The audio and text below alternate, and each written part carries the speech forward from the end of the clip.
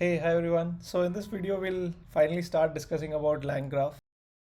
LangGraph is a framework which allows us to build multi-agent workflows, and it does it by using this thing called state. So you can imagine state to be like an object in Python, which it's just like a maybe like a dictionary. You can for now you can imagine it like a dictionary, and let's say we have these key value pairs in this dictionary. Just for this example, let's say we have like messages. So this is one key in our state, and then there is value, which is a list of messages, let's say.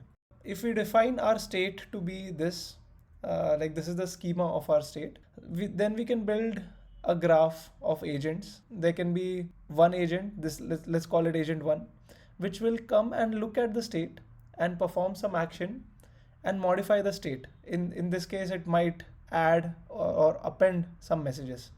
So this is the job of one agent, and then once it's done, it can pass to the second agent, and then second agent will again come back to the state, look at the values in the state, so it'll read messages again, and it may again alter the messages, append it, maybe remove some messages, maybe add some new messages altogether, and then it can basically modify the state, and then it can maybe send it to a third agent, then agent will again read and modify the state, and maybe it can send it back to the second agent, and then second agent will again read and modify the state, and then like it can go on, like maybe it can send it to the third agent, and then third agent decides not to send it back but to finally end it, something like this. We saw like this workflow where there are three agents are kind of like LLMs at this point, but you can think of it like a logical step.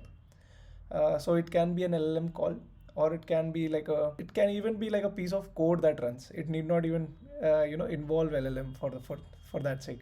Yeah, like we can think of these like agents, but they are all operating on this state. So this is like a global thing that is accessible to all the agents. So this is the core idea of LangGraph. It all boils down to the state. Every agent can read the current state, make modifications to it, and push changes to the state. This is like the simplest explanation of LangGraph that I can think of, that I have understood it the way I have, and this is how I can explain it. I personally feel like the bigger challenge here is how you design the graph. So here we have designed this graph where it starts with, let's add a start here. Starts with this first agent, which will modify the state, then it goes to second, then it goes to third, then it may go to the second agent back. When discussing like about a real life problem, it depends on how you want to break the problem and want to build this graph. I feel that is like a bigger challenge, building this this workflow graph. So what I mean is, you can actually take a problem and have like just one single node. So start, go to first agent, and stop, and have like entire logic in first agent itself. And this first agent may do this exact same work of what these three agents are going to do, but you have just compressed that logic and put it in one single node. So this is also possible. Like, it's no one stops us in doing that. We can actually build something like this, which will so basically whatever alterations these three agents are going to make on this state, this one agent will make in this second design decision that we took, but you'll eventually end up with the same final state in both the designs. So that depends completely on you, how you want to design. I feel that is the more important part that we can think of, and designing stuff. The way I've thought of discussing LangGraph or learning LangGraph is, let's start off by learning this building of graph without even touching LLMs. So we'll see like how each of these node can read state and modify them, and then we'll slowly get into LLMs and build real life projects as well. But just to get a sense of how we can implement LangGraph, let's do it without LLMs, just clean, just pure LangGraph, no OpenAI, no DeepSeek, nothing. I feel that is the good way. So let's actually start and code our first graph. Let's start by defining a state. Now in this example, I want to actually give like few agents and not keep it like one single node. So this is just for demonstrative purposes. So you'll see what is happening. But here we are defining our state, as a class, which is a type dig. So we just define like types of keys that we are going to have in our dictionary. We are going to have three keys: a message, b message, and messages itself. So a message is just going to be a string, b message is going to be a string, and messages in itself is going to be list of strings. So this is how we define the state in LangGraph. Like, this is just pure Python. It's not even LangGraph at this point.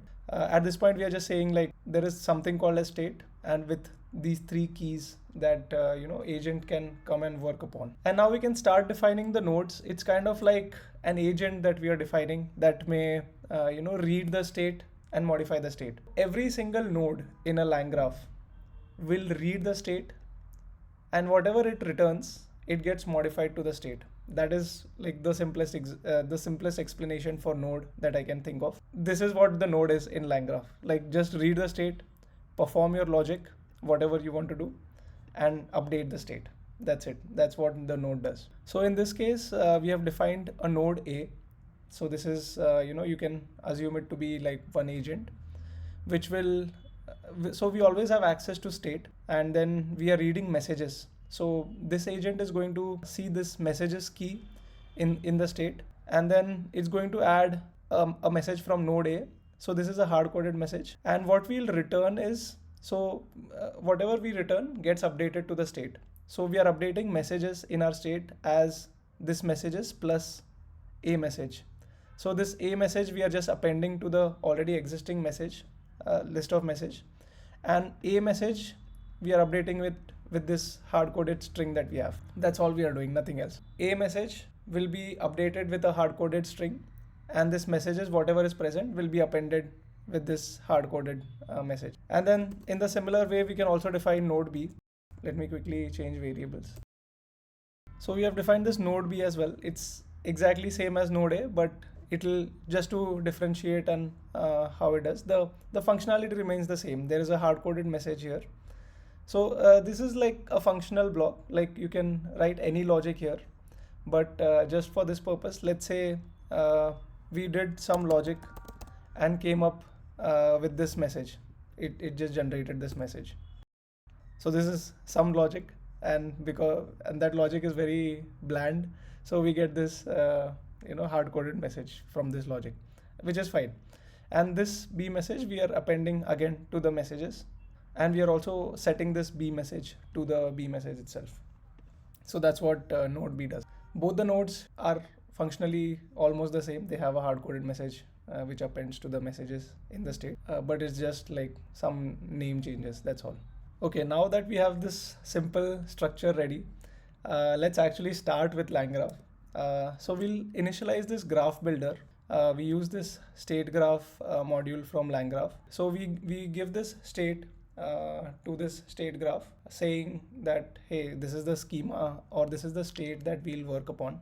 So the graph knows that this is the schema of the state. And right now, graph only knows about the schema. So we need to actually go ahead and tell it about the nodes and the edges that we want to add. It's similar to Network X if you have worked upon. So we'll add some nodes first.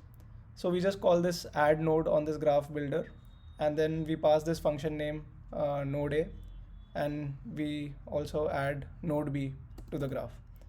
So once we add the nodes, we'll also add edges. And to add the edges, we'll just use this add edge. This edge goes from start to node A. Start is again like a LangGraph node. It's like a default start node. Whenever we actually start the workflow, it'll go to node A, and then we have an edge from node A to node B. That's all. And then node B goes nowhere. So that is the stop state. So we can compile this graph.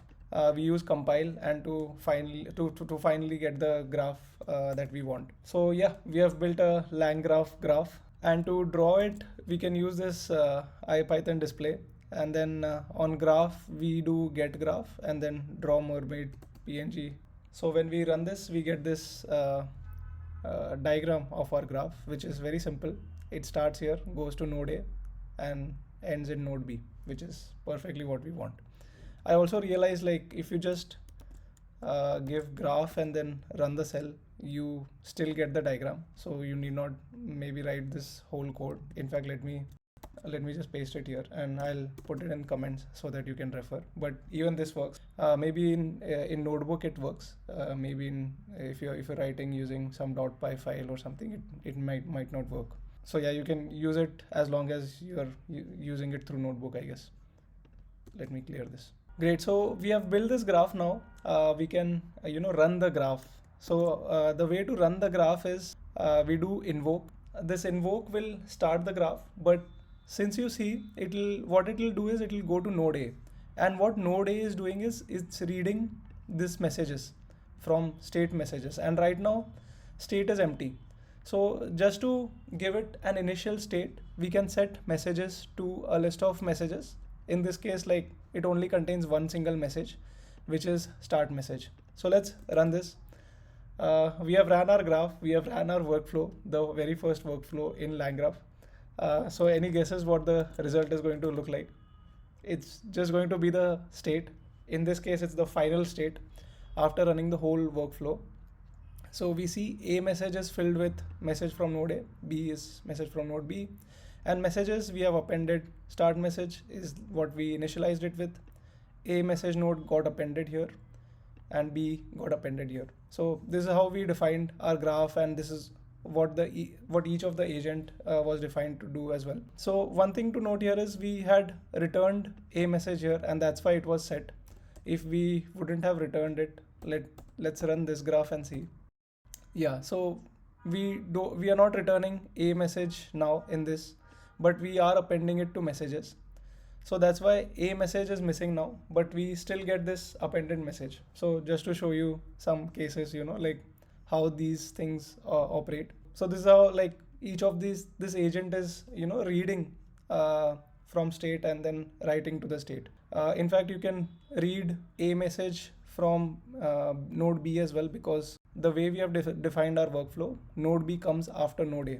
So, here we can also read something like, so B can read a message since it was set before by the agent A or node A, and then we can overwrite this a message as well from node B. Let me think of something interesting here. So to overwrite, we'll return it in the node B as well, and let me return a message, the original message, just to show that it can actually read, and I'll append a string saying now it's by B as well. So let me run the workflow. We have gotten an error, a message. Okay, so the issue is like I was not returning a message here, I had removed it. So let me add this a message back here, and now let me run the whole workflow. Great. So now you see we are getting a message which was set in node A, but this thing was also added by node B. So node B has access to a message since it was set before. And yeah, this is just to show you like how these agents operate on state. Basically, state is everything. These agents just come, work upon the state, and go back. That's how this workflow works. To tie it to an LLM or AI, so this logic can now be like, you can imagine it to be like calling an LLM. So based on this list of messages, we can generate a response, and then we can push it back to this messages here, or we can do something like tool calling or something here. We'll see how that is done. But now this opens up ideas, and I hope you can also start thinking, how this can be useful in building an agentic workflow. So we have like this workflow which works on a state. Yeah, so that's a very basic video. We'll do more of these, and you'll get to learn more. Thank you. I'll see you in the next video. Bye.